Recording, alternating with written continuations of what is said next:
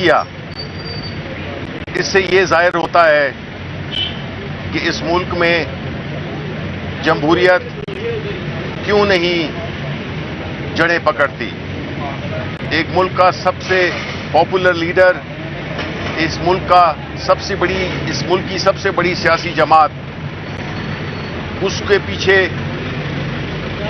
ایک پرتشدد اور غیر جمہوری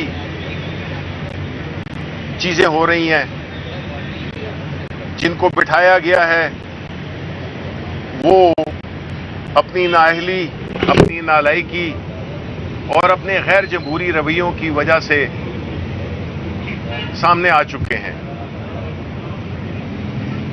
یہ سازش یہاں سے باہر گئی اور پھر باہر سے ادھر اس کو امپلیمنٹ کیا گیا۔ پاکستان کے عوام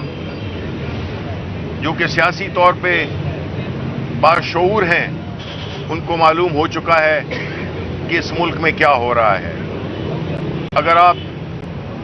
قانون اور آئین کی بالادستی کی بات کریں تو ہم نے یہ دیکھا کہ پچھلے ہفتے جو لاہور ہائی کورٹ نے فیصلہ دیا، جس میں کہ یہ بات بہت واضح طریقے سے کی گئی کہ الیکشن کو ایک دن بھی ڈیلے نہیں کیا جا سکتا، اور جس طرح ہمارا آئین کہتا ہے کہ 90 دن کے اندر انتخابات ہوں گے جب اسمبلی ڈیزالو کی جائے۔ پہلے بڑی کوششیں ہوئیں، ہمیں عدالتیں وہ نہیں کارگر ثابت ہوئیں تو ہمیں عدالت جانا پڑا، اور عدالت نے بڑے واضح الفاظ میں بغیر کسی کنڈیشنز کے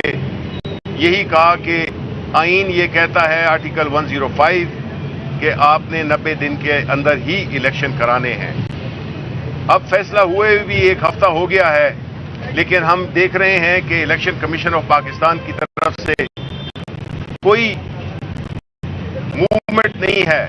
کوئی حرکت نہیں ہے جس سے کہ ان کا یہ ارادہ ہو کہ وہ